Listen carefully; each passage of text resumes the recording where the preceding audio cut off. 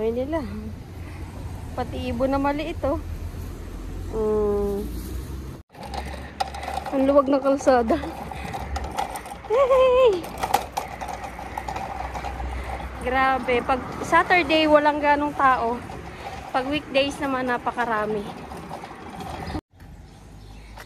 Ito yung mga bulaklak dito sa amin, nagagandaan.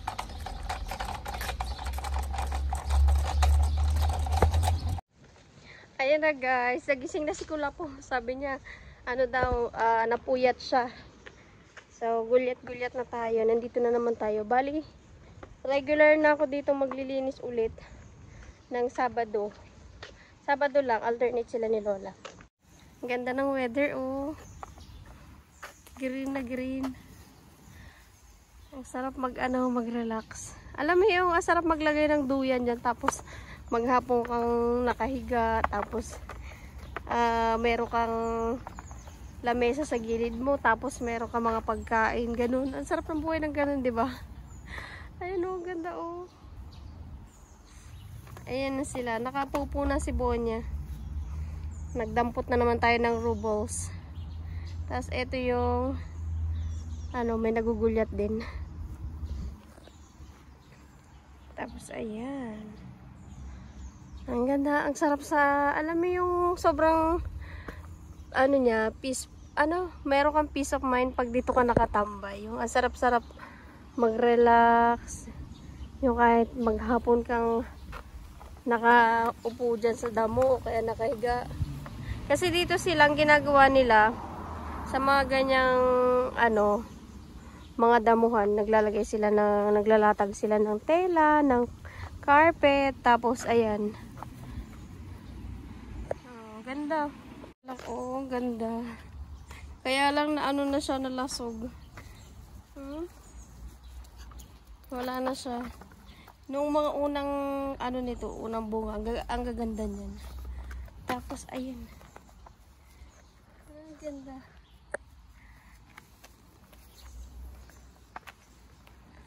Dito na tayo. Ayan, dito tayo nung nagbablog-vlog ako na winter. Hala. Ay, akala ko doon kita siya. Ayan, dito. Nasa mid pa. Dito ako nung nagugulyat, oh. Grabe ang laguna ng ng mga dahon. Eto guys, kung napanood nyo na yung dati kong mga vlog nung winter, eto siya. Eto naman siya kapag summer. Ang ganda, oh. Berding berde. Dito tayo sa looban mag-relax. Ang daming ibon. Ay, ang daming ibon. Ang daming kalapati. Ayan, oh. Ang sarap naman mag-relax dito. Ayan, balik-balik tayo uli. Yan, bali. Dito sa amo na to, hindi naman ako nag-message. Sila laki ang nag-message kasi nga wala pa yung mga bata, nasa Thailand pa daw. So, kailangan niya mong tagalinis yung maglalabas ng aso pagka ibang araw. Pero, Chris, stop! Ayan na siya. Nagliligalig na naman. Punta tayo din. Inanon din nila, minower kasi nung nakaraan. Sobrang kapal lang nito, ng damo. Ayan, naalala nyo ba yan? Nung time na malakas yung buhos ng snow. Sobrang kapal lang mga snow dito. Ang sarap tumambay guys, oh, grabe. Parang ayoko pang umakyat. Sobrang silag ng araw na. Sandal ako ng sandal, baka mamaya meron siyang higad.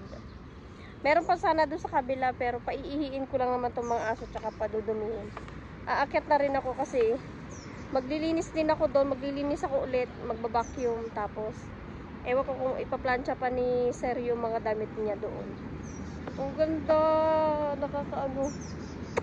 nakaka-relax. Wala kasi ako mapagpatungan, baka mahulog tong telepono. Ganda ng ano, background.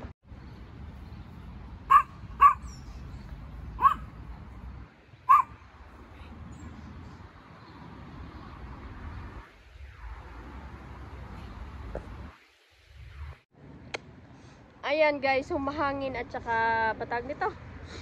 Yung simoy ng hangin malamig, tapos yung mga ibon naririnig ko. Yung mga makaka-relate dito, yung mga laking probinsya. Alam nyo ba yun na ano na pagka nakakaramdam ka ng ano, yung lamig at saka yung malalanghap mo yung simoy ng hangin. Bigla ka makakaramdam na matatai ka. Ganon ako ngayon guys, nakakainis. Ganito ako pag ano, pag napupunta ako sa mga ganitong lugar, feeling ko natatai ako. Kasi ang ano, nakaka-relax. So, sino bang hindi maano dyan? Sino bang hindi marerelax sa ganyang ambience? Ang ganda-ganda. Pag nature lover ka talaga, yung mahilig ka sa berde, mahilig ka sa mga dahon-dahon, mga halaman, bulaklak, ma-appreciate mo talaga yung ganitong ganda eh. Oh, ano mo naman. Di bali nang hindi maganda yung nagbibideo, basta yung ambience ang ganda-ganda. Bali maupo tayo saglit. Kasi nangalay tayo. Na-miss ko lang maglakad-lakad dito. Nung winter kasi hindi mo siya ma-appreciate. Hindi mo maano maganda siya. Pero ngayon, oh, maraming damo. Tsaka kinat na nila yung mga dahon. Nung nakaraan kasi sobrang kapal ng damo dito. Ayan siya, oh. Ano kaya, no? May ganito kakalaking lupain, tapos yung bahay mo nasa kalagitnaan, tapos etong mga puno na to, yung mga punong namumunga, mga prutas, ganyan-ganyan, mangga, ano ba to? Apple, ganyan, sari-sari yung mga, ano mo, mga halaman. Ang sarap siguro, no? Tapos meron kang farm dun sa looban na para sa mga vegetables. Tapos may swimming pool. Ay, no, sarap mag-imagine. Tapos hanggang doon, pagtawid mo, yung pa rin na yung lupain mo, sa'yo pa rin yun. O, diba? Parang ano ka na lang talaga. Parang tsunga na lang ako.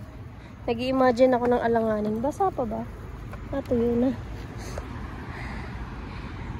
Dito ako no, nung time na winter, pag yung sobrang stress ko na, dito ako nagugulyat, dito ko sinusulit yung oras. Ang ganda na coat na motor, oh. Eat ride. Dito mo susulitin yung oras mo, magre-relax ka lang dito. Magbibilang ka ng kotse, mag-aabang ka ng Mini Cooper, yung mga ganyan eksena. Ang sarap lang anuhin. Ang sarap lang mangarap na mangarap. Matagal-tagal na rin naman kami dito. Maglilinis pa ako doon, bali alas 10 na, tama. Mga ano ko nito matatapos mga 9. Kasi doon pa ako sa kabilang flat, sa flat ni Lola. Maglilinis ulit ako doon. Maglilinis pa lang pala. Kasi dito kila sir, naglinis na ako nung Saturday. So ngayon, doon naman tayo kay Lola. Ayan o, ang sarap maglatag dito ng ano, ng carpet. Tapos may higa ka dyan. Magre-relax ka maghapon. Alam niyo yun. Ang ganda. Sa Pilipinas, sa ano ko lang ito nakita eh. Yung mga saloneta, ganyan. Pero sana no, meron din na. Dito kasi mas priority nila ang mga park kahit maliliit lang yan. Basta may park, may mga puno, talagang alaga nila yung mga ganyan. Ito yung mas pinafocus nila na wait lang, Bonya. Pinafocus nila na pagdating sa environment, halimbawa sa, ano ba yung parang hindi, nagtastas na yung tali niya.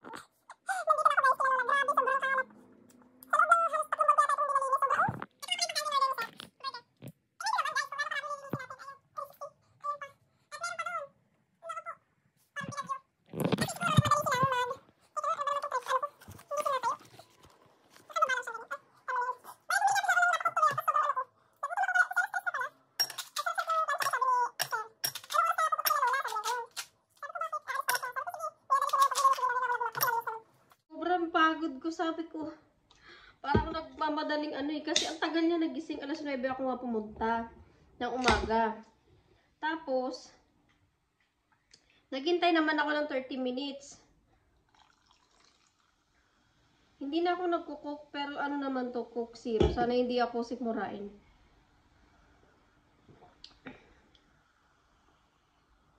Ay, ang init kasi ng panahon. Napakook ako. Cheers!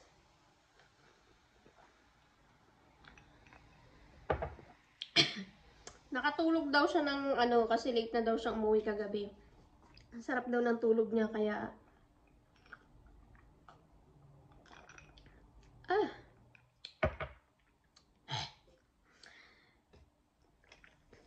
Coke Zero nga, hindi nga siya ganun.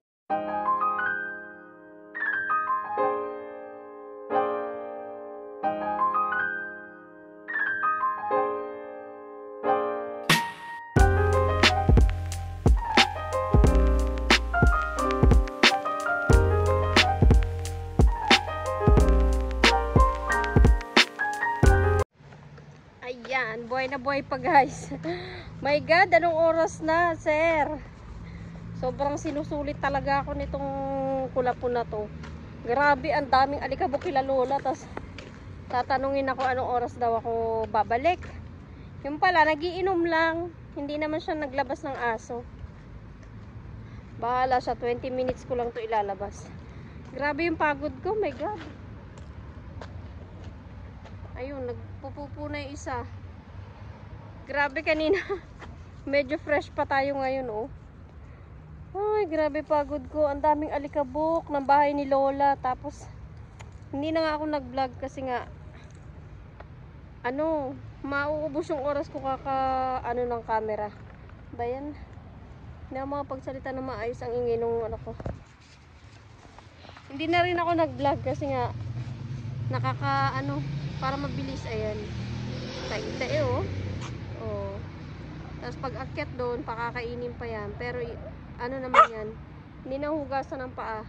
Lalagyan lang yan ng pagkain. Tapos, gorabels na tayo.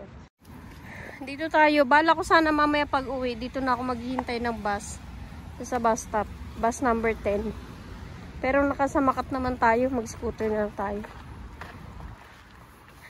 Pahinga muna tayo dito. At, ayan. Pakita ko sa inyo yung napakagandang view. Ito yung winter, ang ganda nito eh. Maganda rin naman siya ngayon. White House. Diba? Para namang naipit. Grabe, nakakapagod. Ayun na siya. Ayun yung binti ko guys. So, wala na akong medyas. Tinanggal ko kasi basa. Tapos yung suot kong pantrabaho, panglinis, ayan pa rin. Grabe. Nagsabod-sabod ka na, Bonya. Kasi Bonya, yan nawalan na yan ng isang mata. Na-share ko na yata ito, pero hindi ko na-upload yung mga vlog ko niyan eh. Kasi sobrang busy, wala na, sobrang tagal na rin nun. Kaya hindi ko na in-upload. Yung mata niya, parang nagkaroon siya ng infection sa loob. So, namaga siya ng namaga, yung yung palabas. So, ang ginawa ng vet, talagang tinanggal na isang mata niya. Sama ng tingin, oh. Ang pangit ng isang mata, eh. Kasi may ilig yung magkakamot, eh. Kaya tinanggalan na siya isang mata. Ang daming, makakati. So, halika na. Akyat na tayo. At malamig na. Wala akong jacket. Punya! Wala akong jacket, kailangan ko na umuwi. Dahil papalamig na ng papalamig ang simoy ng hangin. Sobra. Ayan o. Dito guys, lahat ng kantong madadaanan mo, meron niya nakatutok na mga camera. Kaya hindi ka pwede ditong gagawa-gawa ng kalokohan. Talaga dahil, huling-huli ka.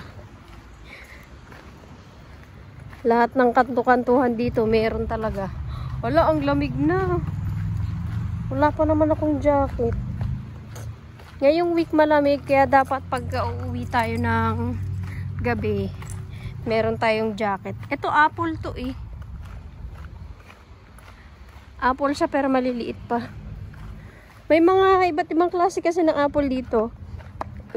Meron yung apple na maliliit lang, pero maasim. May katamtamang laki, pero sobrang tamis. Tapos may apple na sarap siya. Hindi mo, ano yung lasa niya. Kakaiba.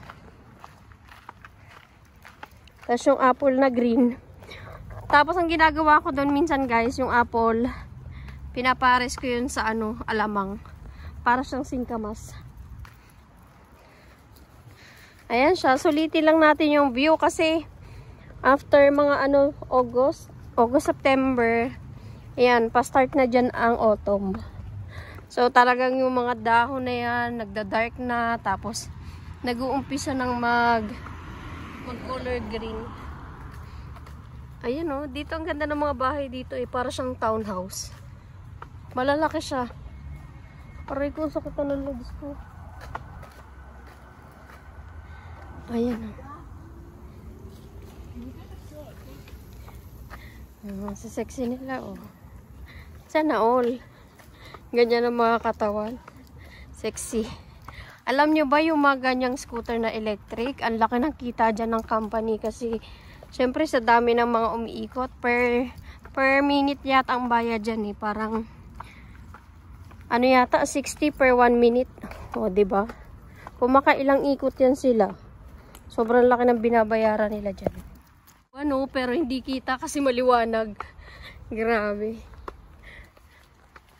Na! So, ayun na nga guys. Nandito na tayo. Sulyap lang tayo dito ang ganda-ganda. Na-vlog ko na rin to nung winter.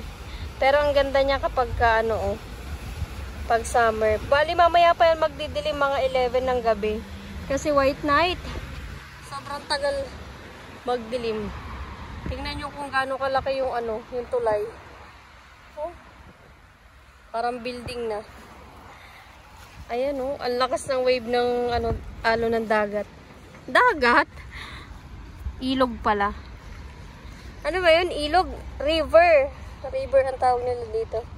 Pero kung tutuusin, yung pinakang way nitong tubig papunta doon, na yun, dagat na yun kasi sobrang laki na ng portion eh. Pero river daw yun, sabi nila.